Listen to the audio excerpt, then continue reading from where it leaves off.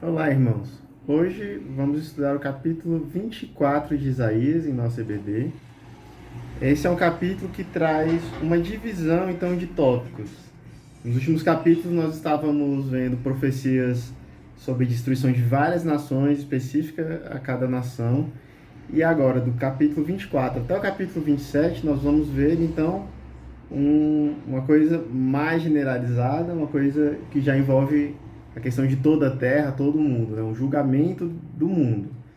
As profecias, a partir de agora, então, vão falar dessa questão de um juízo, e no capítulo 24, especificamente, sobre a destruição da terra. Antes de começar, vamos, então, iniciar com uma oração.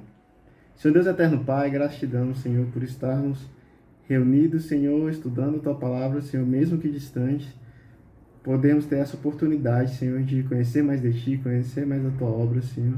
E pedimos, Senhor, que em breve possamos voltar a nos reunir como antigamente, Senhor, nos confraternizar, Senhor, para louvar e agradecer Teu santo nome, meu Pai. E pedimos, Senhor, que Você esteja abrindo nossos corações, nossas mentes para a Tua Palavra, Senhor, e que a Tua mensagem toque os nossos corações. É isso que pedimos em nome do Teu Filho amado, Jesus Cristo. Amém. Certo.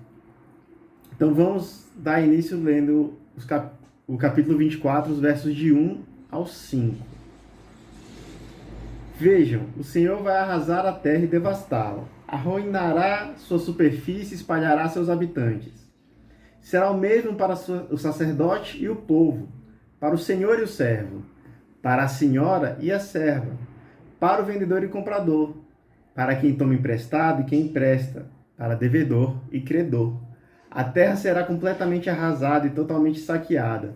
Quem falou essa palavra foi o Senhor. A terra seca-se e murcha. O mundo definha e murcha. Definham os nobres da terra. A terra está contaminada pelos seus habitantes, porque desobedeceram às leis, violaram os decretos e quebraram a aliança eterna. Então, ele já inicia trazendo essa palavra de destruição vinda do Senhor. Né? E ela é bem generalizada, ela não exclui ninguém. Então, o rico, o pobre, quem vende, quem compra, quem deve, quem não deve, todos estão incluídos nessa de destruição. E por que tamanha destruição? Por que uma destruição tão grande?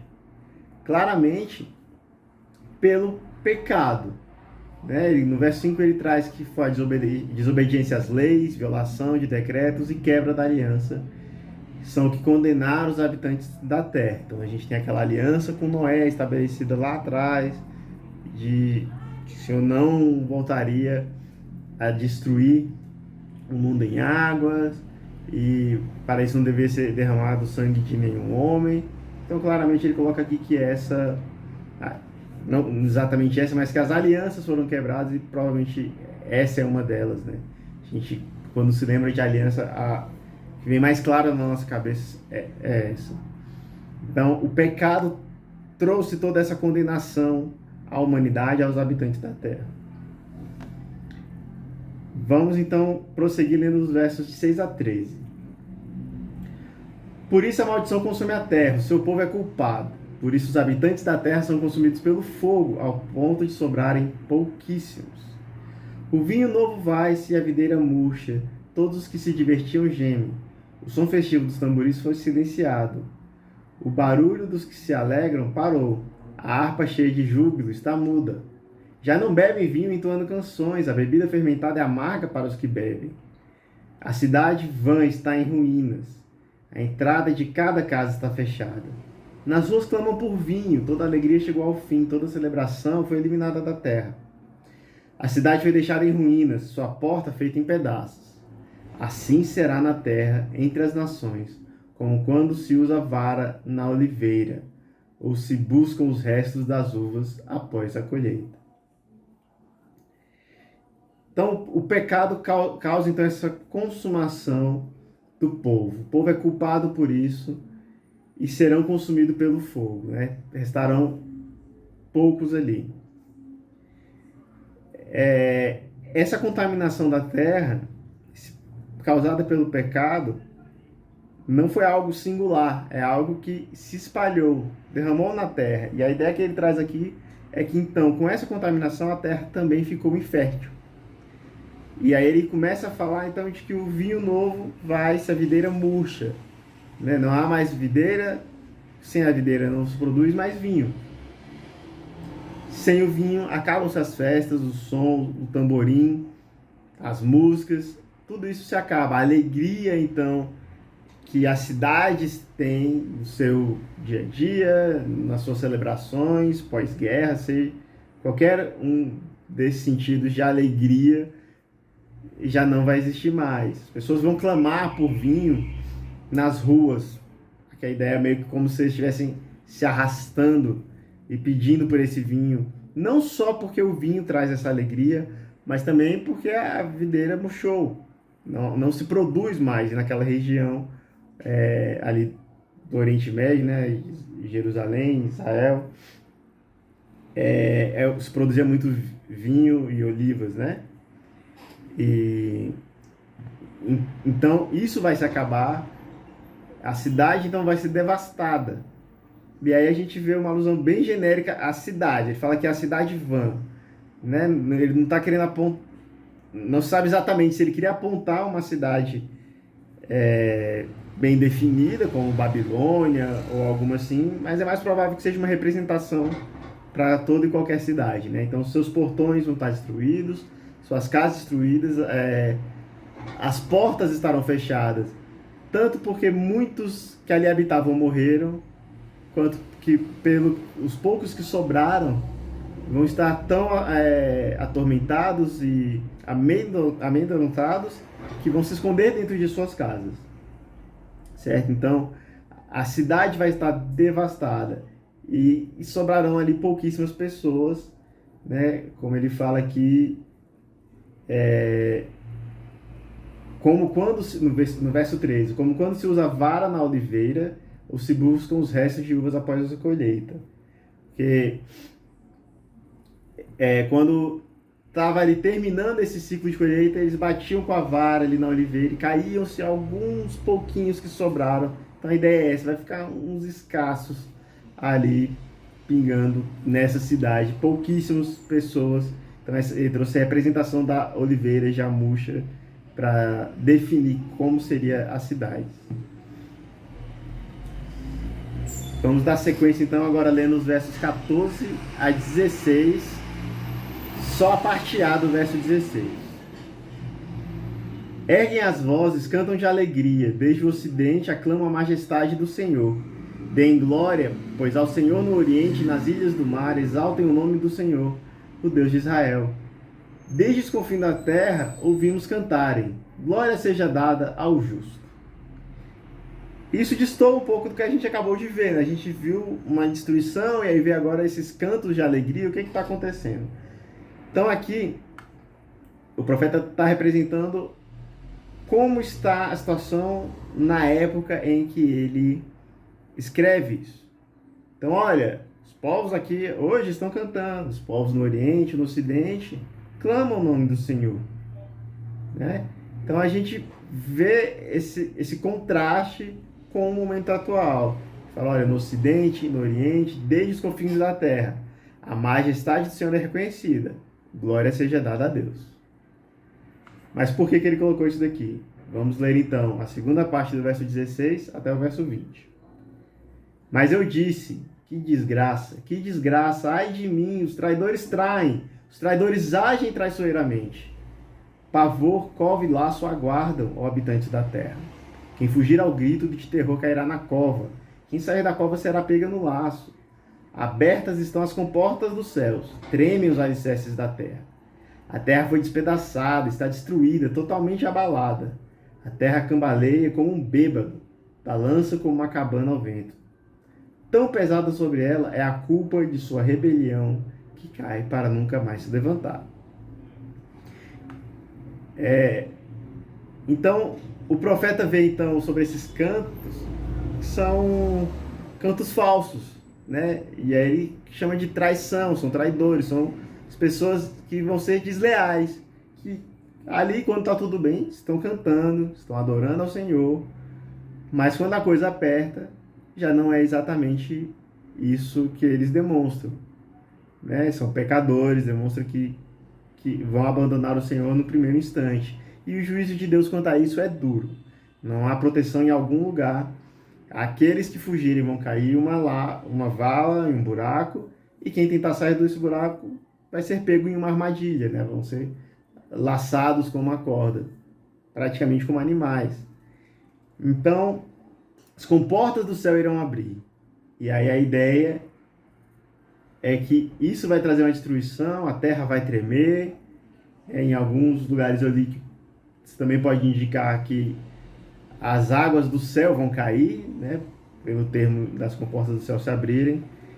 E não somente isso, mas a terra toda irá tremer e vai trazer toda essa destruição para a terra, né? O pecado, então, traz toda essa ruína para a nossa terra. E no último trecho, os versos de 21 a 23. Naquele dia o Senhor castigará os poderes em cima nos céus e os reis embaixo na terra. Eles serão arrebanhados como prisioneiros numa masmorra, trancados numa prisão e castigados depois de muitos dias. A lua ficará humilhada e o sol envergonhado, pois o Senhor dos Exércitos reinará no Monte Sião e em Jerusalém, glorioso na presença de seus líderes. Então, nesse verso 21, a primeira coisa que ele cita é que o Senhor castigará os poderes em cima nos céus. Esse castigo não será aplicado somente aos reis na terra, mas a esses poderes acima no céu. Que poderes são esses, né? E algumas versões traz hostes celestiais. Então, essas hostes celestiais são colocadas aí como o primeiro grupo a ser castigado pelo Senhor. Seria um poder além do poder terreno, né? Além de reis, além de presidentes, como temos hoje, além de imperadores. Então, porque a gente vê que o terreno é citado em seguida, então ele está direcionando realmente a hostes celestiais, a coisas que estão acima do poder terreno. Seria então o que nós costumamos chamar de principados e potestades, ou como a gente vê lá em Efésios 6,12, autoridades, né? Poderes e autoridades contra os dominadores deste mundo e das trevas. Vamos ler Efésios 6,12 rapidamente. Pois a nossa luta não é contra pessoas, mas contra os poderes e autoridades, contra os dominadores deste mundo das trevas, contra as forças espirituais do mal nas regiões celestiais. Então essas hostes celestiais, esses poderes acima no céu, seriam então essas forças espirituais em regiões celestiais, certo? Como está em Efésios 6,12. Então, eles serão castigados, pois eles exerceram essa influência maligna sobre os homens. E em seguida nós vemos então castigo aos reis da terra. Mas então serão somente aos reis que será esse juízo de Deus? Claramente não. Nós vimos no início do texto que se aplica a todos, pobre, rico, nobre, todos serão alvo desse juízo. Mas então por que ele traz hostes celestiais e os reis da terra nesse ponto específico? Porque digamos que seria um castigo diferenciado a estes, que seriam autoridades na terra. É um castigo diferenciado a estes que são representantes das hostes celestiais, obviamente, e dos homens. Então a gente vê que tem um cuidado em citar essas duas classes. Os reis da terra, aqueles que representavam e que deveriam levar os homens a cumprir os mandatos do Senhor, estes serão castigados. As hostes celestiais, por os influenciarem também, serão castigadas. E ao fim deste castigo nós vemos algo diferente. Nós vemos algo que ofusca até mesmo o sol e que deixa a lua envergonhada. O que é tão maravilhoso, tão grande assim? É o reino de Deus chegando à terra, o reino do Senhor. Então a glória do Senhor é tão grande que a lua ficará humilhada, o sol envergonhado. Então é chegado o reino de Deus na terra. E os anciãos, que são representantes da igreja de Deus, irão regozijar. A gente vê essa parte de anciãos também, ou os líderes, aqui em Isaías está como líderes, mas nós vemos que essa questão dos anciãos representando a igreja também é citado lá em Apocalipse 4, versículo 4. Então, este é um texto que traz então uma mensagem um pouco mais apocalíptica, diferente de textos anteriores que vimos de Isaías, do capítulo 13 até o 23. Nós vemos então este texto um pouco mais apocalíptico, trazendo uma mensagem de destruição de toda a terra. E não é colocado exatamente em que ponto é prevista essa destruição, então é realmente uma mensagem para o fim dos tempos.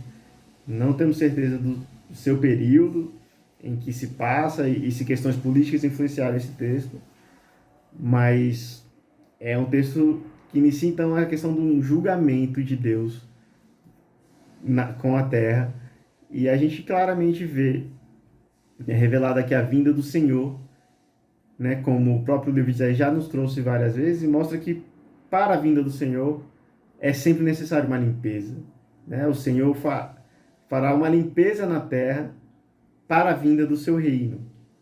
A gente viu a questão de purificar a prata, né, o metal. Nos primeiros capítulos de Isaías ele falava muito isso, falava da árvore do terebinto, que ao ser cortado, depois ele cresce, essa questão de renovação. E aqui ele traz novamente uma mensagem de que ele precisa purificar a terra e então é vindo o seu reino, certo? Então, esta foi a aula de hoje, essa foi a nossa lição. Espero que tenha ficado clara a mensagem deste texto para todos. E no próximo domingo, provavelmente nós mudaremos um pouco o formato das nossas aulas, então fiquem atentos ao grupo do WhatsApp da igreja, onde devem vir mais informações, né, e sempre as comunicações, então, para se manter atualizado e acompanhar a nossa EBD. É isso, fiquem na graça de Deus e até o próximo.